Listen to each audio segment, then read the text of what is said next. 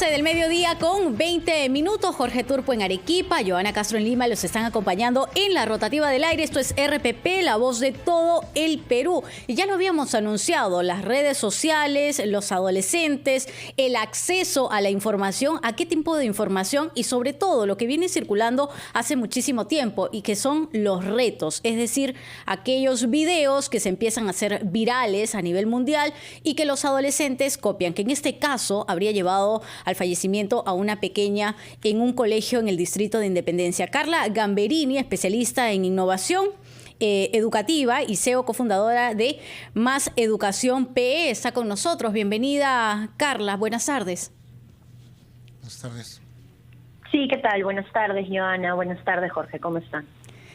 Carla, lo que preocupa un poco es que según la información que se tiene, según lo que han dicho los padres de esta pequeña, lo que está preocupando además a otros padres de familia es, primero, que hayan llevado fármacos, distintos fármacos. Todavía falta una especificación clara respecto a qué cóctel, entre comillas, de medicamentos se le dio a esta niña, pero más allá de eso, el reto, es decir, llevar lo que han visto de redes sociales a un centro de estudios y poner en peligro la vida de esta escolar y quizá de otras personas también. ¿Cómo controlar o cómo manejar este tipo de situaciones que esperemos no se repitan?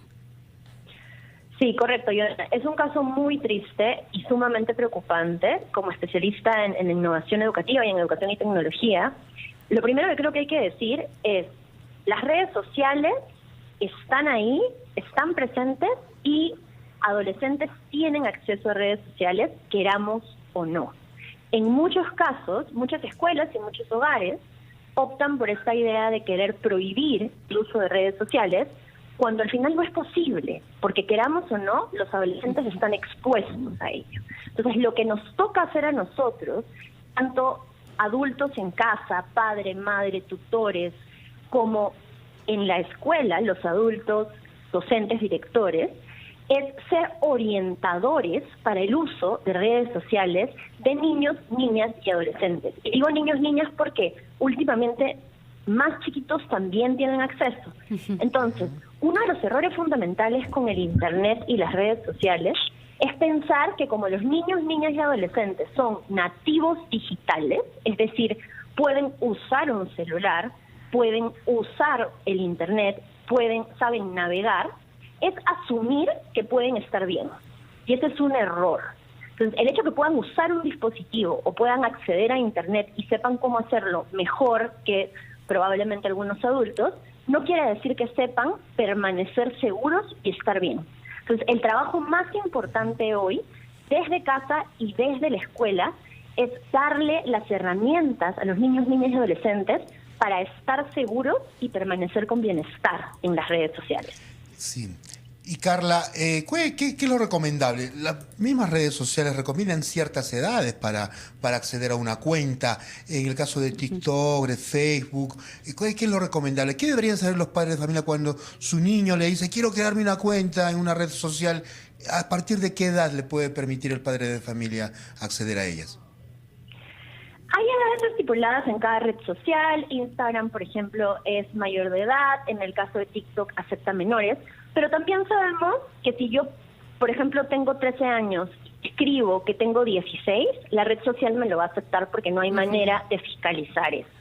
Dicho esto, el rol del padre, madre o tutor en casa tiene que ser un rol de cercanía al adolescente y de apertura para hablar de lo que veo en redes sociales. Es decir, si yo como padre madre digo, tienes prohibido usar redes sociales, es muy probable que mis niños, niñas y adolescentes igual accedan por otros medios.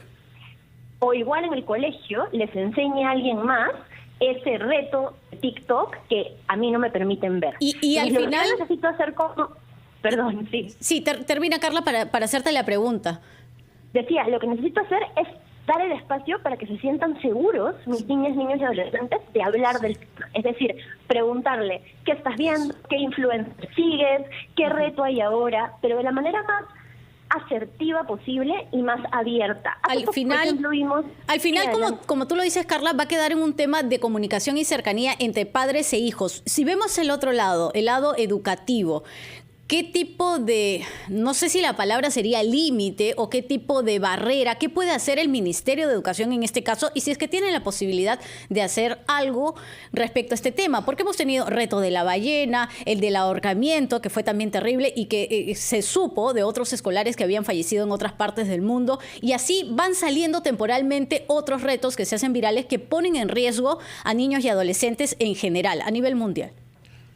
Sí, tenemos que formar desde la escuela en una cosa que se llama ciudadanía digital, que quiere decir las herramientas y principios para que los niños, niñas y adolescentes sean responsables, estén seguros y tengan bienestar.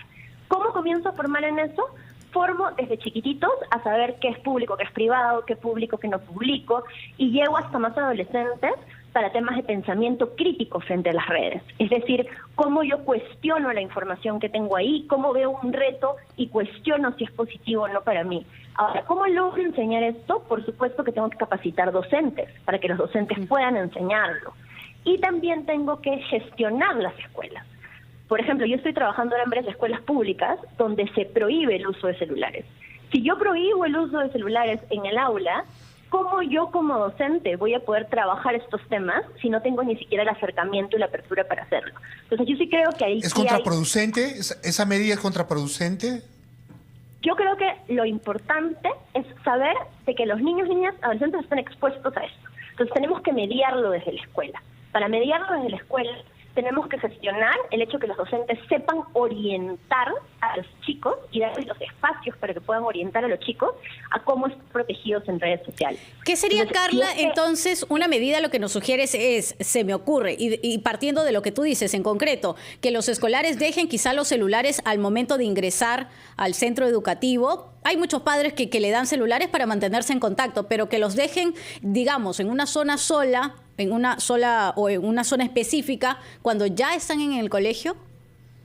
No, al contrario, nosotros como especialistas sugerimos lo contrario, que es que los estudiantes puedan incorporar el celular como parte de su aprendizaje, incorporar la red social y tener el espacio en el aula para ser críticos frente a ese celular y frente a esa red social. Porque yo solo puedo aprender a usarlo si es que tengo la orientación de mi docente y desde casa para usarlo. Pero si me lo están prohibiendo en los espacios, voy a buscar otras formas de usarlo que no van a ser orientadas y pueden llegar a ser nocivas. Sí. Entonces lo que necesitamos es que viene en la escuela lo que tú mencionabas, ¿no? Claro, Carla, lo que tú mencionabas, eso requiere necesariamente que el docente tenga la capacidad de ese manejo, no solamente de las redes, sino de las consecuencias y que pueda ser realmente una herramienta, digamos, ¿no? Correcto, correcto. Eso es lo que llamamos ciudadanía digital y los docentes tienen que ser capacitados en ello. La gestión escolar tiene que ser capacitada en cómo organizar a los estudiantes para que logren acceder a dispositivos y acceder a Internet. Y también los padres, madres y tutores tienen que ser capacitados en cómo orientar esto desde casa. Lo que creo que es importante que este caso muy triste nos subraya es que las consecuencias de las redes sociales pueden ser nocivas si los adolescentes no tienen orientación al respecto, pero también pueden ser positivas. Hace poco veíamos un caso en Ica de una niña de 13 años que por tener el contacto directo con su padre denunció que estaba siendo víctima de ciberacoso y se pudo capturar al acosador. Entonces ahí tenemos dos miradas diferentes al tema, que si esto está impulsado por formación en la escuela, que me capacite a mí como adolescente en cómo reconocer el peligro y que mi docente pueda ser un orientador y pueda ser este espacio abierto al cual yo me pueda comunicar, las cosas mejorarían bastante. ¿Y hay, digamos, en la currícula, Carla, algún tipo de obligación, de acompañamiento con relación al uso de las tecnologías? Más allá, no hablemos solo del curso de computación, ¿no? Que ese es, digamos, el punto de partida. Ya estamos yendo al ámbito de Internet, estamos yendo al ámbito de que los niños tienen celulares y, por lo tanto, con ello tienen acceso a una serie de información, videos e incluso retos, como ha sido este caso. Pero hay un acompañamiento que sea de manera obligatoria de los tutores, de los profesores con los niños?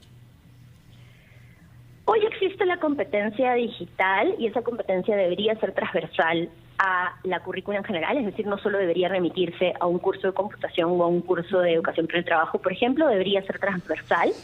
Sin embargo, no hay la completa capacitación docente como para que todos los docentes logren hacerlo. Tampoco hay en la mayoría de escuelas públicas el equipamiento y la conectividad para poder dar el espacio donde formarnos al respecto. Entonces hay muchas limitaciones hoy en día y tampoco hay muchos materiales desarrollados, por ejemplo, no solo en español, sino en lenguas nativas, por ejemplo, para poder hacerlo. Hay las limitaciones de la escuela rural. Sí. Entonces, yo creo que hay muchas limitaciones todavía para hacerlo. La pandemia nos avanzó un poquito más en temas de educación digital, pero hoy lo que se ha optado muchas veces es abandonar lo aprendido en pandemia y volver a una presencialidad más parecida a la prepandemia.